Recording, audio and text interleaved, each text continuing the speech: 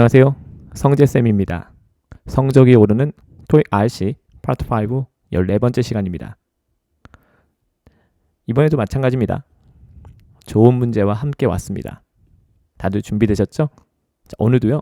잘 읽고 잘 이해하시고 편안하게 실력을 올리시면 됩니다. 그냥 듣고만 있어도 분명히 실력은 올라갑니다. 대신에 조금만 집중해서 들어주세요. 다들 준비되셨죠? 갑니다. 첫 번째 문제입니다. 문장 볼 때 주어 동사 파악이 기본인 거 아시죠? 꼭 먼저 파악을 해주세요. 해석을 앞세우지 마시고요. 영어 문장 그대로를 보시는 게 좋아요. 자, 지금 보니까 문장에 동사가 2개 있는 거 파악하셨나요? 그걸 파악하는 것이 가장 기본이에요. 동사 하나, 동사 2개가 있죠. 선생님, 여기서 북이 동사예요? 네, 동사입니다. 만약에 북이 명사였다면 북은 가산명사이기 때문에 문장에 들어가면요 반드시 단복수 표시가 돼 있어야 돼요. 근데 지금 북을 보시면요 앞에 관사도 없죠. 그 다음에 복수 형태도 표시가 안 돼 있죠. 그럼 여기서 북은 뭘까요? 당연히 명사가 아니라 동사가 되는 거죠. 그럼 현재 문장에 동사 2개 있으니까 우리한테 필요한 건 뭘까요? 영어 문장에 동사 2개 있으면 접속사가 필요하죠. 자, 주어진 보기를 보시면요 접속사는 딱 1개밖에 없습니다. 바로 정답으로 선택되는 B, as long as밖에 없죠. 유일한 접속사예요. 역시 나머지는 접속사가 아니기 때문에 오답인데 해석과는 관계없이 정답 선택이 가능했죠. 자, 그래서 우리 학생들이 실제 시험장 갔을 때요. 한국말 해석을 하지 않으면 않을수록 그만큼 시간을 아끼는 거예요. 그게 경쟁력이죠. 토익은 영어 능력 평가 시험이니까. 실제로 이런 식으로 주어진 문장에 동사가 2개인데요. 보기에는 접속사 하나. 이런 식의 접속사 문제가 이제까지 출제가 됐던 전체 접속사 문제의 대략 거의 한 3분의 1 정도가 돼요. 그러니까 무조건 해석하는 것이 절대 유리한 방법은 아니라는 거죠. 그래서 정답 뭘로? 유일한 접속사 as long as를 선택합니다. 그래서 주어 동사 파악하는 것이 가장 기본이에요. 그럼 조금만 정리해 볼까요, 우리? 깔끔하게. 그럼 이제 나머지는 뭐냐? 빈칸 채우고 끝나는 것이 아니라 리뷰할 때는 꼼꼼하게 보는 게 중요하다고 말씀드렸죠. 자, 지금 보시면 A 같은 경우 because of 사실 이렇게 끝에가 전치사로 끝나면 뭐죠? 전치사죠. 전치사입니다. 그래서 이제 전치사는 동사 2개를 연결할 수가 없죠. 그래서 탈락. 제가 동의어까지 이렇게 썼죠. 시험에 잘 나옵니다. due to. 자, 요새는 due to 말고요. 하나만 더 쓸까요, 우리? 이 owing to라는 녀석도요. 시험에 잘 나와요. 그래서 owing to도 꼭 같이 기억해 주시고요. 그리고 정답은 as long as 보기 4개 중에서 유일한 뭐였다? 접속사였다. 그래서 동사 2개를 연결할 수 있었다. C 같은 경우는 어때요? in particular. 자, 겉모습은 전치사 구이지만 문장 안에 들어갔을 때 역할은 바로 부사입니다. 영어의 전치사 구는요. 문장 속에 들어가면 부사 아니면 형용사의 역할을 합니다. 자, 그 가운데 in particular는 부사 역할을 한다라고 이해하시면 돼요. 그래서 우리가 in particular를 한 단어로 바꾸면 particularly라는 부사가 됩니다. 꼭 같이 기억해 주세요. 어쨌건 이 전치사구는 동사 2개를 연결할 수 있는 녀석이 아니죠. 그래서 탈락. 그러니까 우리말로 바꾸니까 해석이 이상해서 탈락이 아니에요. 어법상 맞지 않기 때문에 탈락입니다. so as to 할 때 이 to는요. to 부정사의 to입니다. 그래서 그 뒤에는요. 동사 원형이 옵니다. 우리 학생들이 아마 so as to 부정사보다는 in order to 부정사를 더 많이 알고 있을 거예요. 그 2가지가 똑같은 녀석이다. 이렇게 이해하시면 되고요. 사실 so as는 생략이 가능한데 굳이 쓰는 이유는 뭘까요? 경제성보다는 명확성에 초점을 둔 거죠. 보통 우리가 명확성에 초점을 둘 때는 내용이 중요하기 때문이죠. 자, 그래서 in order to와 마찬가지로 so as to라는 이 표현도요. 만약에 파트 7 지문 속에서 이 표현을 포함한 문장이 있으면 그 문장의 내용이 어떤 특정 문제의 정답 단서로 활용될 가능성이 굉장히 높으니까 그 문장을 유심히 살필 필요가 있다는 거죠. 자, 그 다음에 추가 포인트 하나만 얘기할까요? 자, 여기 보시면요. in advance라는 표현 보이시죠? 좀 전에 우리가 보기 C에서 in particular 봤는데 in particular하고 똑같은 방식으로 문장 안에서요. 부사와 같은 역할을 하고 있습니다. 자, 부사는 기본 기능이 바로 뭐예요? 동사를 수식하는 거죠. 그래서 이제 예약을 하는데 어떻게 예약하는 거죠? in advance, 미리 예약하는 거죠. 사실상 미리 예약한다 해서 동사의 의미를 추가하고 있기 때문에 in advance는 겉모습은 전치사 구이지만 실제 기능은 뭐다? 바로 부사의 역할을 하고 있다. 이렇게 이해하셔도 괜찮습니다. 자, in advance는 이 두 개의 단어가 하나의 덩어리로 의미를 전달하기 때문에 꼭 덩어리로 함께 같이 기억하시기 바라고요. 시험에 종종 출제가 되고 있으니까 반드시 숙지하고 시험장 가시기 바랍니다. 자, 여기서 또 우리가 한 걸음 더 나아가면요. 뭐가 필요하죠? 실제로 as long as가 접속사인지 아닌지를 사전에서 확인하는 것이 중요하겠죠? 직접 눈으로 확인하시면 그만큼 확신이 생기기 때문에 머릿속에도 자연스럽게 오래 남게 됩니다. 자, 이거는 롱맨이에요. 롱맨에서 제가 as long as 찾았더니요. 여기 보면 as 대신에 앞에 so를 써도 괜찮다고 하네요. 그래서 as long as 혹은 so long as 둘 다 뭐다? 접속사다.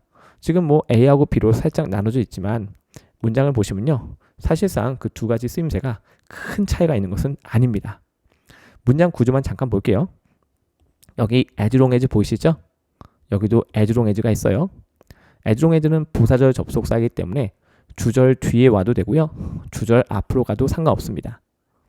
부사절은 위치가 자유롭죠. 자, 그래서 첫 번째 예문 보시면요. as long as 앞에도 주어 동사 있고요. as long as 뒤에도 주어 동사가 나옵니다. 마찬가지예요. 두 번째 예문도요. as long as 다음에 주어 동사 있고요. 그 뒤에도 콤마 찍고 주어 동사가 나옵니다. 역시 동사 두 개를 연결하는 뭐다? 바로 접속사 역할을 하고 있다라는 걸 우리가 알 수 있죠. 자, 이렇게 해서 우리가 어떤 표현을 배울 때는요. 그 표현의 품사가 뭔지 아는 것이 굉장히 중요해요. 품사를 알고 그 품사가 문장 안에서 어떤 역할과 기능을 하는지 정확히 숙지한 상태에서 내가 문장을 보고 판단을 하는 거죠.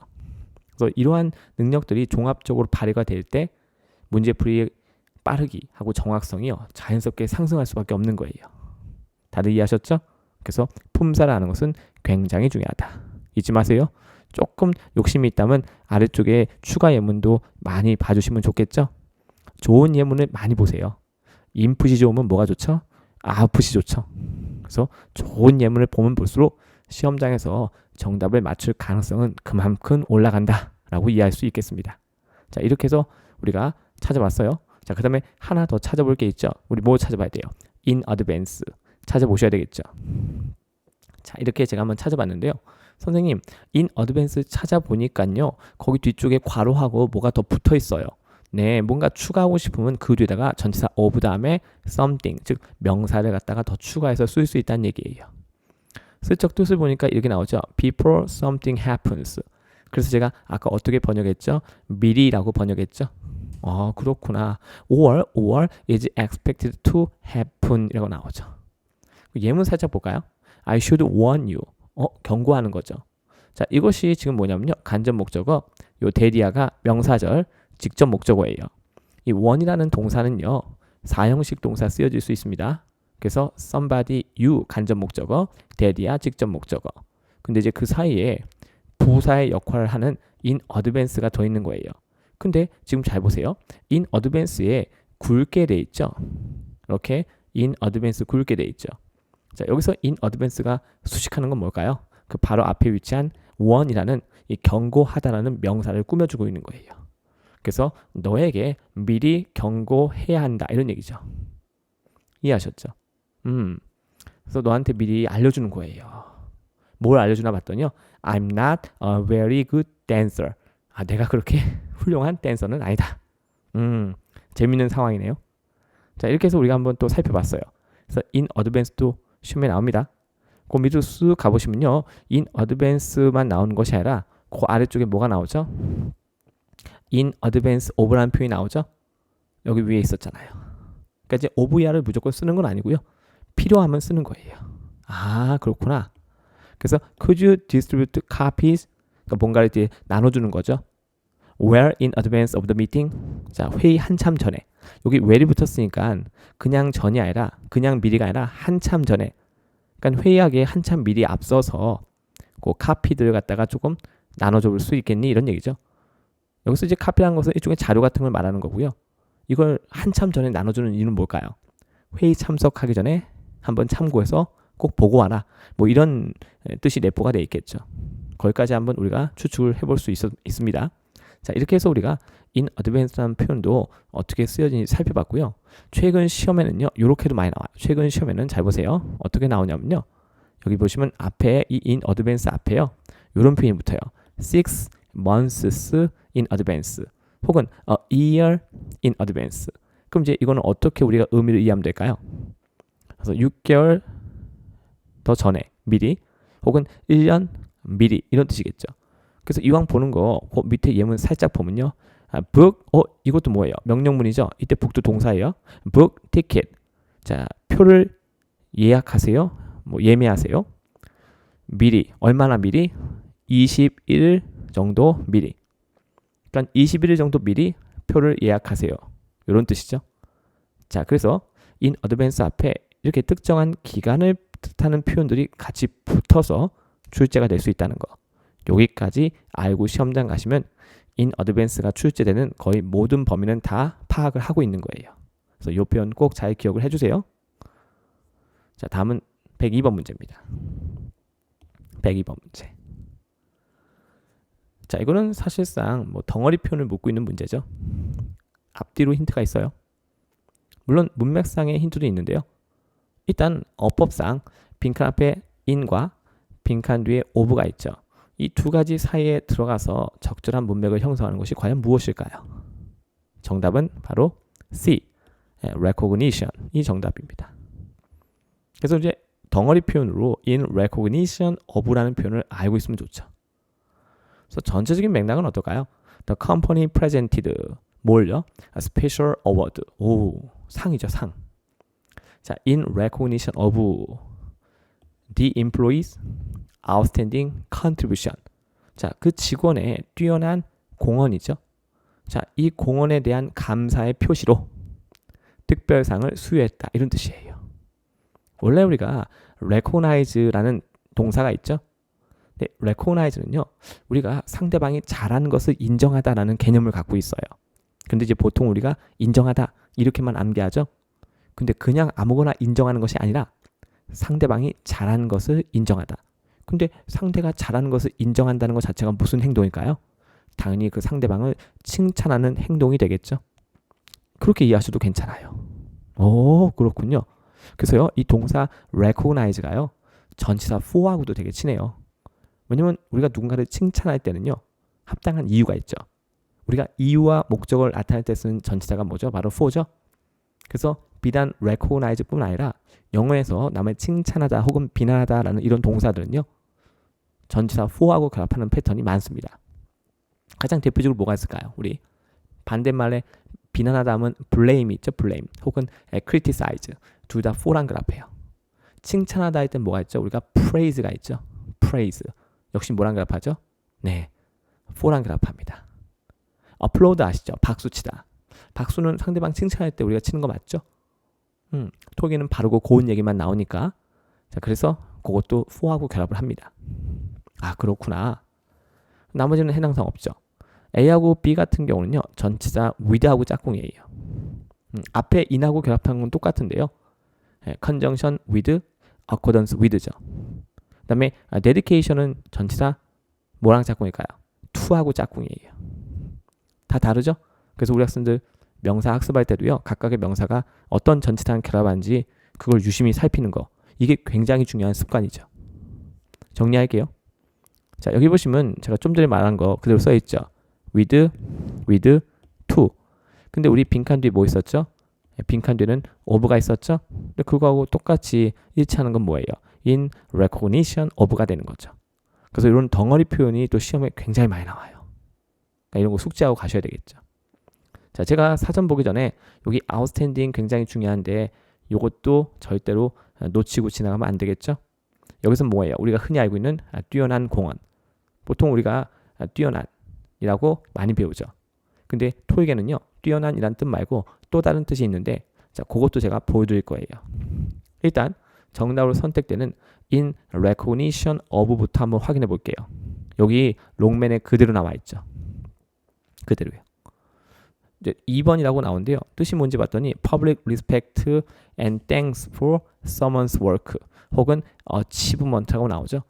그러니까 이제 정의만 봐도요. 이게 나쁜 얘기할 때 쓰는 건 아닐 거예요. 우리 사전 예문 하나 볼래요?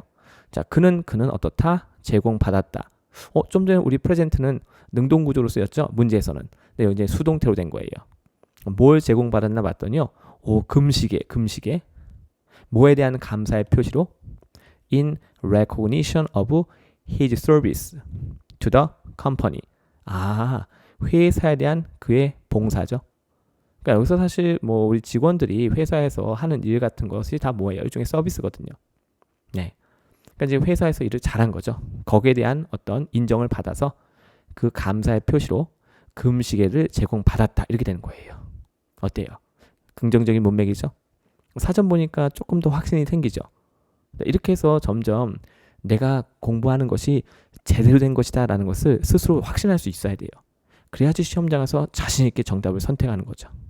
잊지 마세요. 자, 이번엔 outstanding이에요. 첫 번째 뜻이 뭔지 봤더니요. 우리가 흔히 알고 있는 거죠. 뛰어난. 그래서 이제 사전에서 우리가 이제 찾아보면요. If you describe someone or something as outstanding 이렇게 나오죠. 그럼 이제 outstanding은요. 사람 명사 꾸밀 수도 있고요. 사물 명사 꾸밀 수도 있다 이런 얘기예요. You think that they are very remarkable. 와, 혹은 very impressive. 그래서 우리가 사전에서 어떤 단어를 찾잖아요.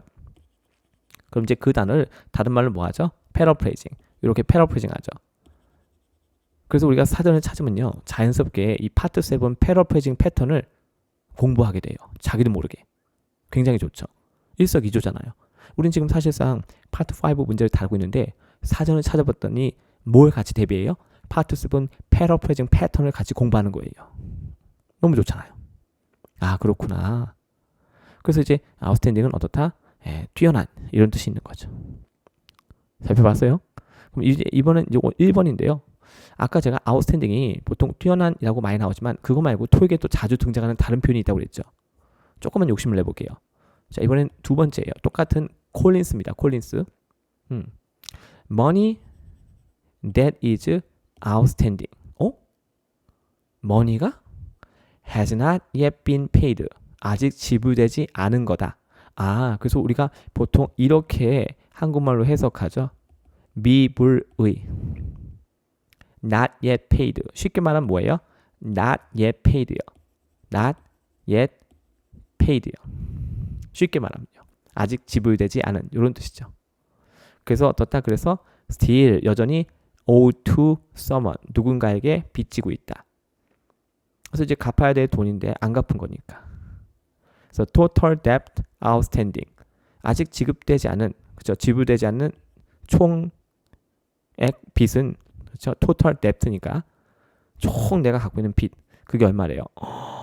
와 70억 불이래요. 그렇죠? 아니죠. 빌리언이 10억이니까 10억 100억이니까 700억 불이네요. 700억 불. 와, 이 영어로 쓰여진 숫자가 좀 헷갈릴 때가 있어요. 그렇죠? You have to pay. 가벼운 얘기 아니죠? Your outstanding bill. 이런 표현 자체가요. 콜로케이션으로 시험에 나와요. 뛰어난 청구서가 아니죠. 네, 아직 지급되지 않은 내가 지불하지 않은 청구서를 말해요. 그러니까 한마디로 뭐예요? 내가 갖고 있는 빚이죠, 빚. 그래서 너는 그것을 지불해야 된다. 이런 뜻이에요. 아직 내가 갚지 않은 돈이 있으면 갚아야죠. 그렇죠? 쉬운 말로 뭐가 있어요? unpaid 이렇게 나오죠. 그래서 동의어도 같이 챙겨갈 수 있잖아요. 이해하셨죠? 그래서 이제 사전을 찾아보는 것은 굉장히 중요해요. 처음에는 문제 풀고 그 문제에 포함된 거 그것만 확인한 것도 우리가 좀 버거울 수 있지만 그 다음부터는 조금 이제 익숙해진 상태에서는 욕심을 좀 내셔야 돼요. 우리가 좀 전에 풀었던 문제에서 outstanding의 뜻은 첫 번째 1번에 해당되는 거지만 거기서 내가 스크롤 조금만 내려서 요거 2번까지 같이 보는 거죠. 그러면 또 토익 시험에 잘 나오는 이 outstanding의 또 다른 쓰임새를 내가 또 파악하는 거니까 훨씬 좋잖아요. 그래서 이쯤 하면 됐겠다 싶을 때 어금니 꽉 깨물고 한 걸음 더 가는 거예요. 부탁드릴게요. 할 수 있습니다. 자, 이번엔 세 번째 문제입니다. 자, 이거는요. 보기 전체가 형용사죠. 자, 요 녀석은요. 콜로케이션 문제기도 하고요. 역시 전체 문맥을 봐도 정답은 딱하니 정해져 있습니다. 정답은 뭘까요, 우리 학생들? 정답은 바로 A. 제가 늘 하는 얘기 있죠. 답이 A일 때 뭐 해라? A를 선택해라. 일단 그 빈칸 뒤에 있는 불가산 명사 access하고 exclusive가 굉장히 친해요. 서로 짝꿍이죠. 자, 우리가 이렇게 서로 짝이 되는 걸 뭐라고 했죠? 콜로케이션이라고 했죠. 사실 전 세계 모든 언어는요, 서로 짝이 되는 표현이 다 존재합니다. 그래서 이런 콜로케이션 문제가 5, 6에서 진짜 많이 나와요. 그래서 our membership이 grant. 자, 일단 grant는 주다라는 개념을 갖고 있죠. 주다. 근데 보통 뭐 허락하다, 뭐 allow의 개념이 있다는데 허락해 주다. 그죠? 허락도 해주는 거니까 주다라는 개념을 갖고 있어요. 특히 이 grant는요, 동사하고 명사의 때 형태가 똑같죠. 그래서 ETS가 엄청 좋아하고요. 지금 여기서 이 grant는요, 사실상 3형식 구조로 쓰여졌지만 4형식 동사 구조로 시험에 많이 나옵니다. 그리고 이게 명사일 때는요, 정부나 기관이 주는 보조금이라는 뜻이 있거든요. 즉 돈이죠, 돈, 보조금. 그래서 우리가 파트 7 지문에 이 그랜트가 명사로 표시가 돼 있잖아요. 그 문장은 무조건 여러분들 미리 선점하셔야 돼요. 자, 성재쌤은 파트 7은 어떻게 풀죠? 제가 리딩 스킬 1, 2, 3를 통해서 이 파트 7을 어떻게 접근해야 되는지 제가 설명을 해놨잖아요. 자, 이제 보면은 저는 본문을 읽고 문제를 나중에 봐요. 근데 본문 읽을 때 그냥 보는 것이 아니라 본문 안에서 중요한 정보를 미리 선점하죠. 근데 그 중요한 정보라는 것은 뭐예요? 가장 기본적으로 돈과 관련된 정보죠. 자, 그런 정보들은 독자한테 중요한 정보이기 때문에 대부분 문제로 출제가 된단 말이에요. 그래서 이제 우리가 파트 7 지문을 먼저 읽고 풀 때 단순히 해석을 해라 이런 차원이 아니라 출제자의 시선으로 그 지문에서 문제가 될 만한 것을 미리 선점해라. 이런 뜻인데, 돈과 관련된 정보는 지문 종류와 관계없이 무조건 공통으로 중요하다. 잊지 마세요. 그래서 그랜트라는 이 단어가요, 시험에 굉장히 자주 등장합니다. 겉모습은 똑같은데 동사도 되고 명사도 되니까. 자, 그래서 그 멤버십이 있으면요, 어떤 권한을 내가 갖게 되나, 그렇죠? 어떤 권한이 허용되나 봤더니요, 다양한, 우리가 range of 하면요, 우리가 쉽게 뭐가 있죠? variety of가 있죠. 사실 이것도 시험에 잘 나와요, 우리 학생들. 이 표현 자체도요. 네, range of 아니면 variety of 똑같은 표현이죠. 그래서 프리미엄 서비스에 대한, 그쵸, 다양한 프리미엄 서비스, 그냥 서비스가 아니라 프리미엄 서비스죠. 그러니까 최고로 좋은 서비스를 말하는 거예요. 여기에 대한 어떤 독점적인, 그렇죠? 그러니까 다른 사람들은 절대 이용 못하는 거죠. 독점적인 권한을 갖다가 허용해 주는 거죠. 뭐가 있어야 돼요? 멤버십이요. 그러니까 이제 멤버십이 없는 사람들은 이용 못하는 거예요. 오직 이 멤버십이 있는 사람들한테만 허용이 되는 거죠. 그렇죠? 근데 이 프리미엄 서비스가 도대체 누굴 위한 서비스인가 봤더니 for our distinguished client only라고 나오죠. 그러니까 실제로 우리가 exclusive라는 뜻 안에는요, 이 only의 개념이 포함되어 있어요. 그래서 이제 그걸 내가 파악한다면 더더구나 답은 A가 될 수밖에 없죠. 나머지는 해당성 없습니다. 그러니까 빈칸 뒤에는 access하고 잘 어울리면서 문장 전체 내용과 또 어울릴 수 있는 표현은 A밖에 없는 거예요. 깔끔하게 좀 정리를 해봤어요. 자, 이번엔 제가 요거 문맥을 다 파악하는 거니까 또 우리 학생들 궁금해하실까봐 한국말도 또 이렇게 다 적어서 이렇게 제가 이렇게 표시 한번 해봤습니다. 하지만 문제 풀 때 한국말 해석이 직접적인 단서가 되는 건 아니니까 그 부분에 대해서는 오해를 하지 않으셨으면 좋겠어요. 제가 앞서서 이제 중요한 표현 또 얘기했는데, 여기서 뭐 distinguished 보이시죠? 자, 요것도 ed 형태지만 사전에 따로 올라가 있죠. 은근히 시험에 많이 나옵니다. 네, 그래서 그것도 꼭 같이 가져가셔야 돼요. 사전 잠깐 볼까요, 우리? 자, 요거는 이제 exclusive. 일단 정답으로 선택된 녀석이죠. 롱맨 찾았더니 바로 첫 번째 뭐가 나오죠? exclusive access라고 나오죠. 근데 여기 보세요. 정의에 available or belonging only라고 나오죠. 오, only라고 나오잖아요. to particular people. 그렇죠? 그래서 어떻다? not shared. 그러니까 독점적인 권한이죠. 그러니까 다른 사람들은 쓸 수가 없는 거예요. 아, 그렇구나. 그러니까 보니까 봐요. Our figure skating club has exclusive use of the rink on Mondays라고 나오죠. 그러니까 이제 월요일마다 링크를 이용할 수 있는 이 독점적인 그 사용 권한은 우리 피겨 스케이팅 클럽에 속하는 사람들한테만 있는 거예요. 다른 사람들한테는 해당 안 되는 거죠. 아, 그렇구나. 그래서 이제 우리가 이런 표현을 많이 봐뒀다면 문제 풀 때 되게 편하겠죠. 그러니까 ETS가 exclusive access, exclusive right use 이런 거 다 낼 수 있는 거예요. 자, 그 가운데 우리가 좀 전에 풀었던 건 뭐였죠? 바로 exclusive access였죠. 밑에 욕심 좀 내면 요거하고 요것도 같이 보시면 더 좋고요. 자, 이렇게 해서 일단 정답의 근거 확인했죠? 이게 되게 중요해요. 내가 직접 눈으로 확인한다. 그래야지 자연스럽게 머리에 딱 그쵸 기억이 남고 내가 더 확신을 갖고 문제 풀 수 있다. 자, 그랜트 잠깐 볼게요. 원래 우리가 롱맨 찾았을 때 이렇게 숫자가 붙어있으면요. 겉모습은 똑같은데 기능은 다양하다. 그랜트 1 하면 뭐예요? 동사. 여기 잠깐 볼까요? 모든 동사의 기본은 그렇죠? 타동사의 기본은요. 삼형식이 기본이에요. 여기 보시면요. Britain could grant Spain's request라고 나오죠. 선생님, 그럼 여기서 이 grant하고 request가 서로 짝꿍인가요? 네, 맞아요. 그래서 아까 grant는 기본적으로 주다라는 개념이라고 아까 제가 얘기했죠. 여기 보시면 정의에 주다라는 개념이 있잖아요. give 다음에 someone 간접 목적어, something 직접 목적어. 우리 give 동사도 사형식 동사인 거 아시죠? 그 다음에 뭔가를 허락해 주다라는 개념도 있다고 그랬죠. 보세요. or 나오고요. 뭐라고 나와요? allow them to have something 라고 나오죠. 아, 그러네요. 그래서 기본적으로 이 사형식 동사들은요. 주다라는 개념을 내포하고 있고요. 거기다 플러스 알파로 그랜트는 뭔가를 허락해 주다라는 개념도 같이 갖고 있다는 거죠. 그렇구나. 그래서 브리튼이 스페인의 요청을 어떻게 했다?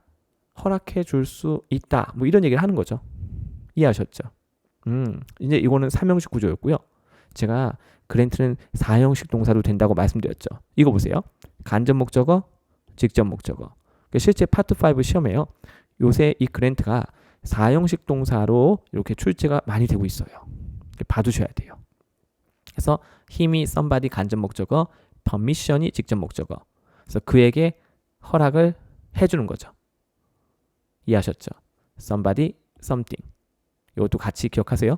자, 근데 이것이 삼형식 구조로 변환되면요. 여기 직접 목적어 something, 직접 목적어 something이 이렇게 앞으로 이동하고요. 전치사 to를 쓴 다음에 거기 간접 목적어에 있던 somebody가 전치사 to 뒤로 가는 거죠. 이렇게요. 그래서 이제 이 두 가지 용례를 다 알고 시험장 가는 게 좋습니다. 이해하셨죠? 자, 이렇게요. 항상 이게 동사를 공부할 때는 그 동사가 자동사인지 타동사인지 그리고 몇 형식 구조로 쓰일 수 있는지 이런 쓰임새를 파악하는 것이 가장 기본이에요. 왜냐하면 이게 한국말 뜻이 뭐냐는 시험에 안 나오거든요.